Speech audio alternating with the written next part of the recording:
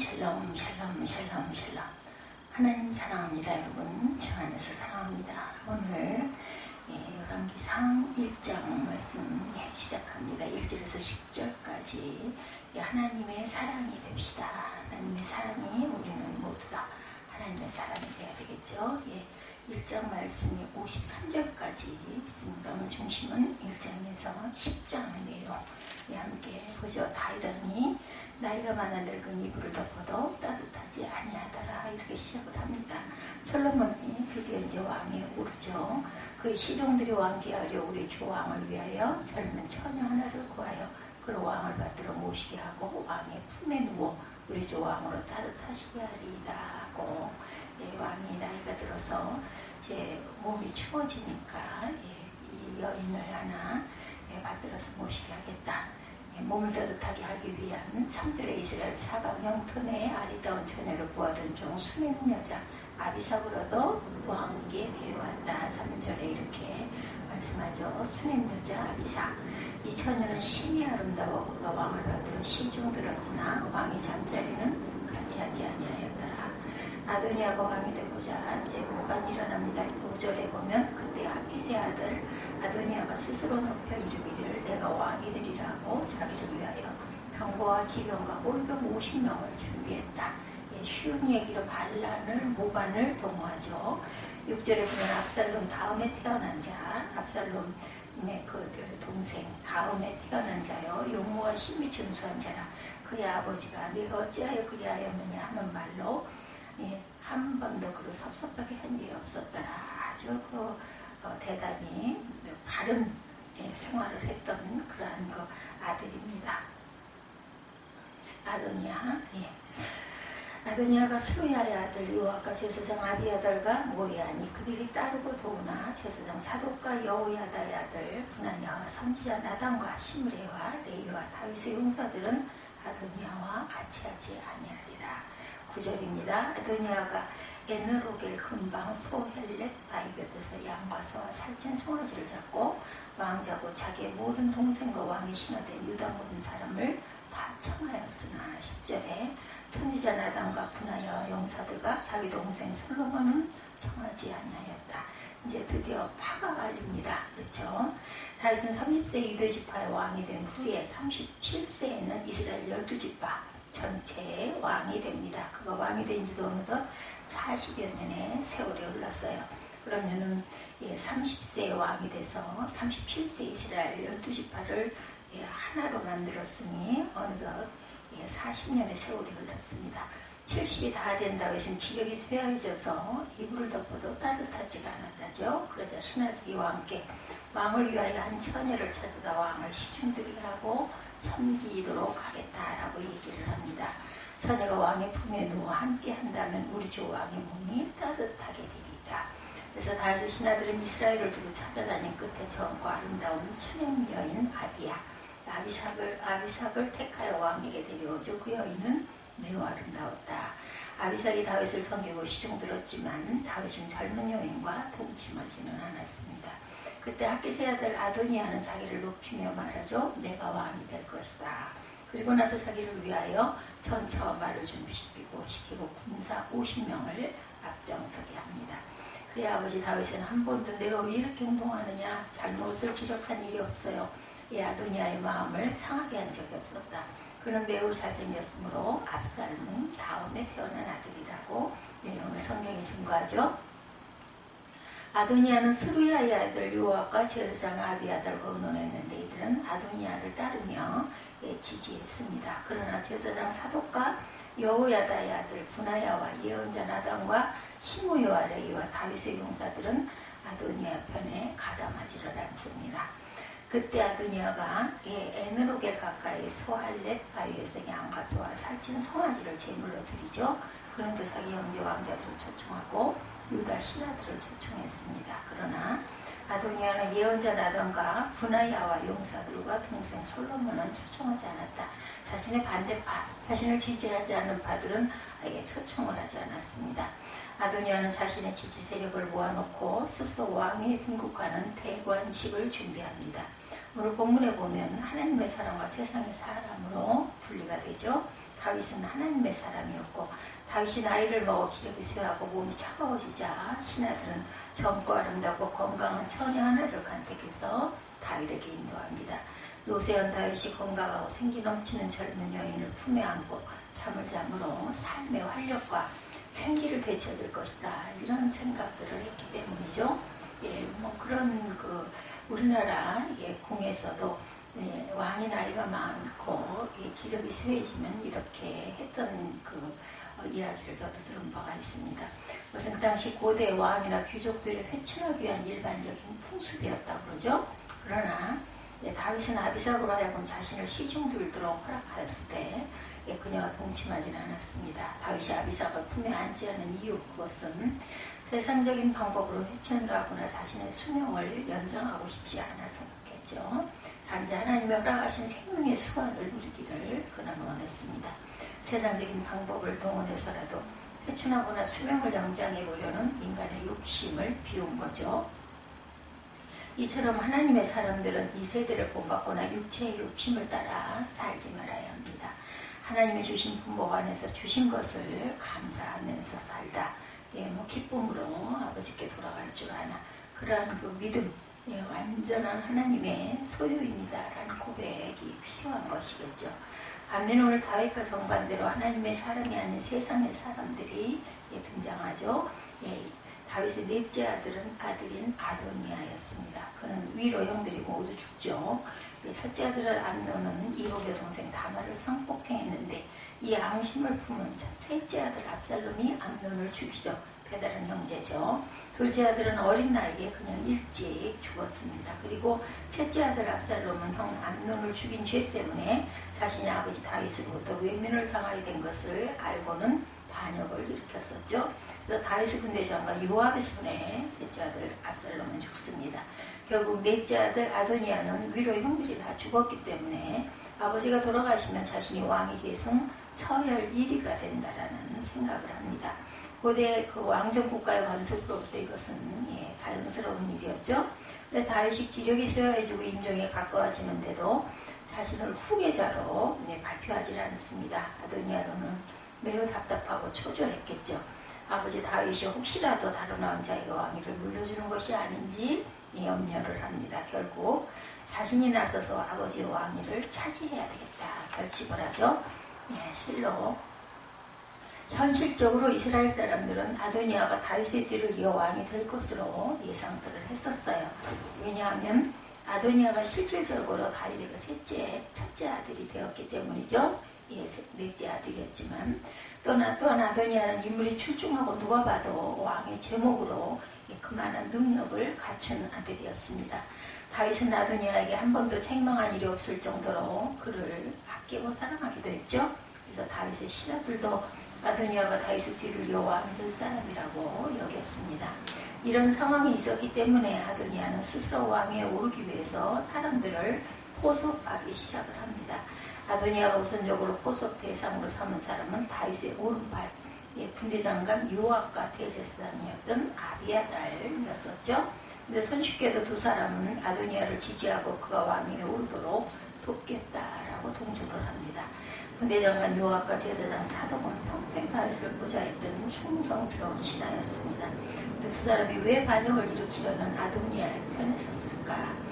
두 사람이 판단할 때 현실적으로 왕위 계승 서열 1위인 아도니아를 제쳐놓고 10번째 아들인 솔로몬을 왕으로 옹립한다는 것은 옳지 않다, 온전하지 않다라고 생각했기 때문이죠. 그런데 아도니아는 현실적으로 볼 때 아주 자연스럽게 왕이 될 수 있는 여건을 가지고 있었습니다. 그래서 두 사람은 현실적으로 실질적인 권력인 아도니아의 편에 서기로 한 것이죠.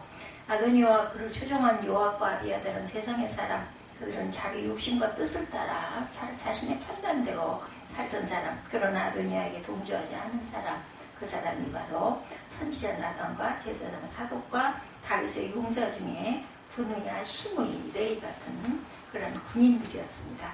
이 사람들은 다윗처럼 하나님의 사람들이었던 거죠. 다윗 왕은 언제 갑자기 죽을지 모르는 불안한 권력이기도 했겠죠. 백성들의 민심과 권력의 중심은 이미 아도니아에게 기울어져 있었습니다. 그런데도 이들은 아도니아의 편에 서지 않습니다. 만약 다윗이 갑자기 죽기라도 한다면 아도니아는 당연히 왕이 될 상황이었습니다. 그렇게 되면 그에게 동조하지 않은 이 사람들은 모두 죽임을 당할 수도 있었겠죠.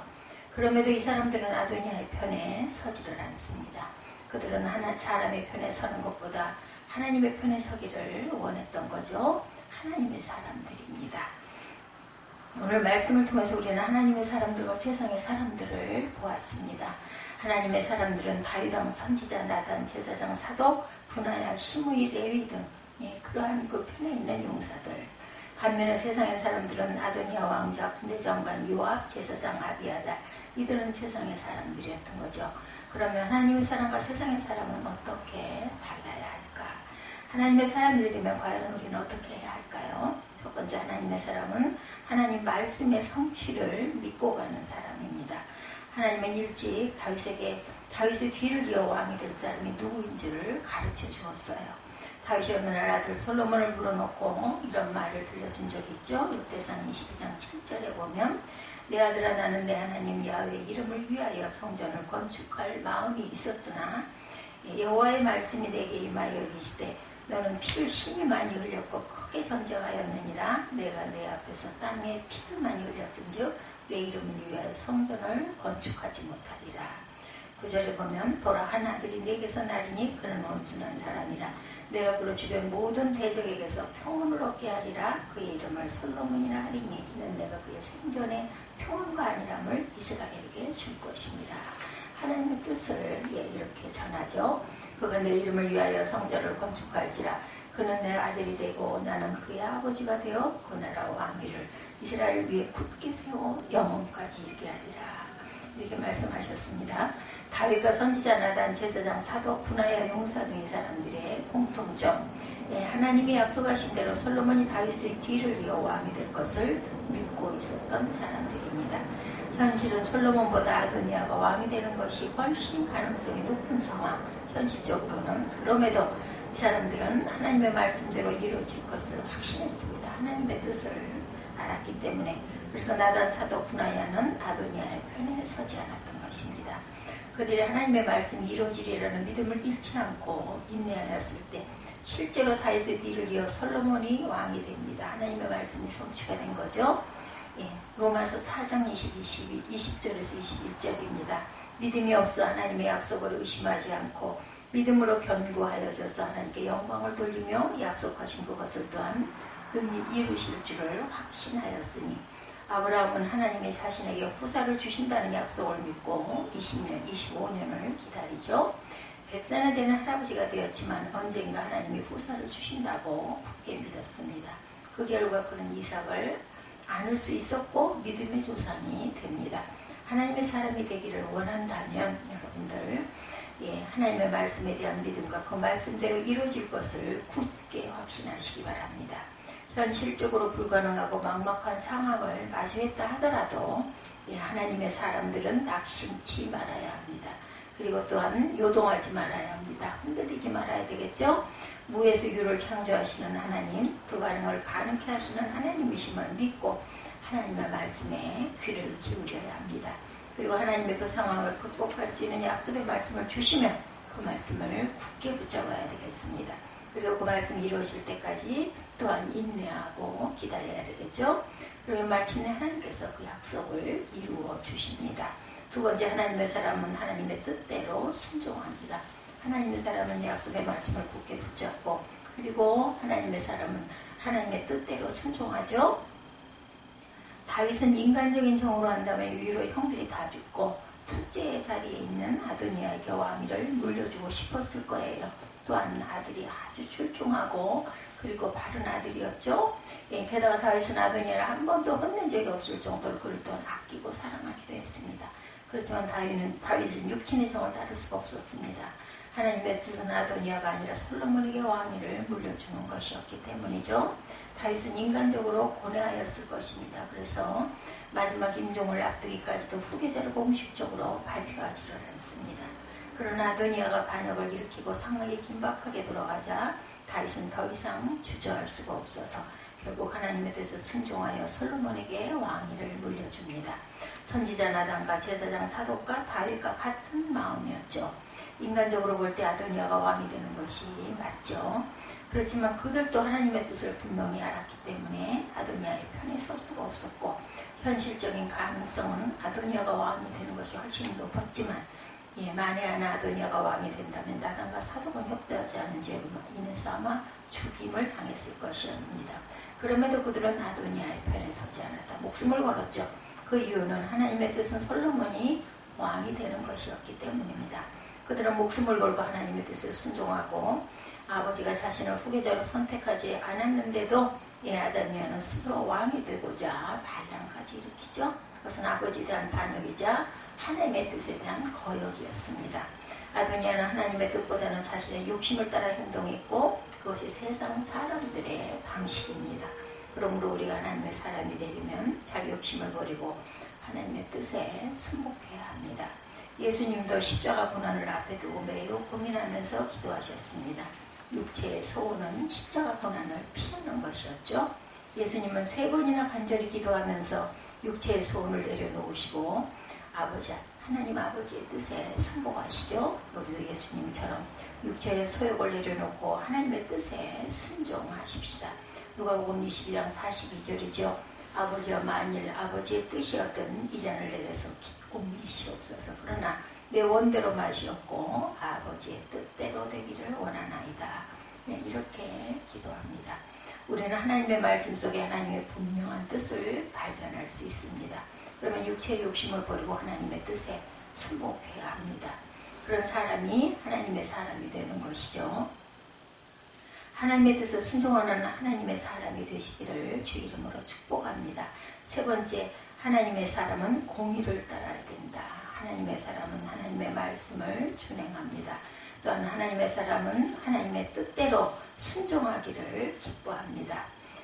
하나님의 말씀의 성취를 믿고, 2번째, 하나님의 사람은 하나님의 뜻대로 나아가기를 기뻐하죠. 자신의 이익이나 자신의 권력을 의지하려고 하지 않습니다. 세상적인 인심을 바라지를 않습니다.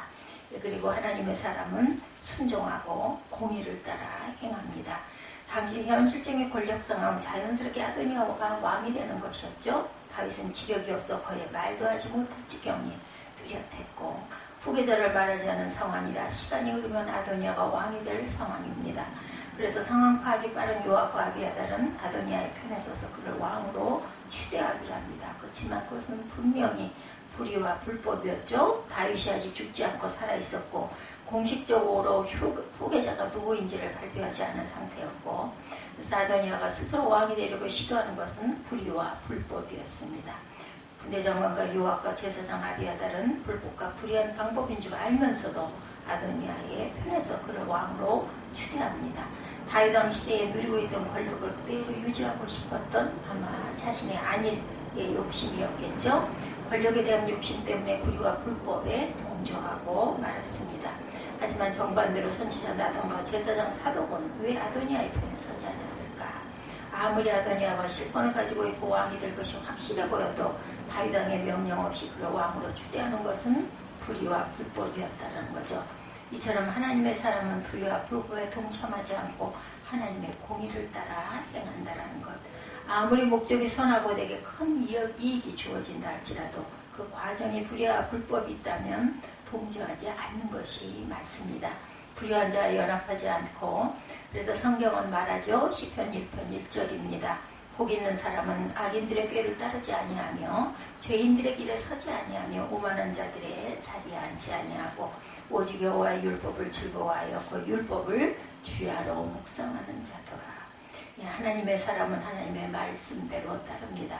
하나님의 사람은 순종하기를 기뻐합니다. 하나님의 사람은 공의와 정의대로 나아가죠. 하나님의 사람이 되려면 악인의 길을 따르지 말아야 하고 죄인들과 함께 그 길을 가지 말아야 합니다. 오만한 자들과 함께 자리에 앉지 말아야 합니다. 우리가 세상의 유혹을 피하여 하나님의 공의로 행하려면 어떻게 해야 할까? 주야로 하나님의 말씀을 묵상해야 되겠죠. 그래야 하나님의 말씀대로 하나님의 공의를 따라 살 수 있는 거예요. 하나님의 말씀대로 순종하고 하나님의 말씀대로 공의를 따라 살아가야 되겠습니다. 오늘 본문에서 세상의 사람과 하나님의 사람의 대조를 보았습니다. 우리는 하나님의 사람이죠. 그렇다면 우리는 하나님의 말씀을 믿고 말씀대로 이루어질 것을 확신해야 되겠고, 육체의 욕심을 버리고 하나님의 뜻에 순종해야 되겠고, 불의를 따라가지 말고 공의를 따라 살아야 합니다. 그렇게 하는 자가 진정한 하나님의 사람이고, 하나님의 사람이 이런 하나님의 사람이 되시기를 주님의 이름으로 축복합니다. 오늘 새롭게 열왕기상 1장 말씀 함께 나눠보았습니다.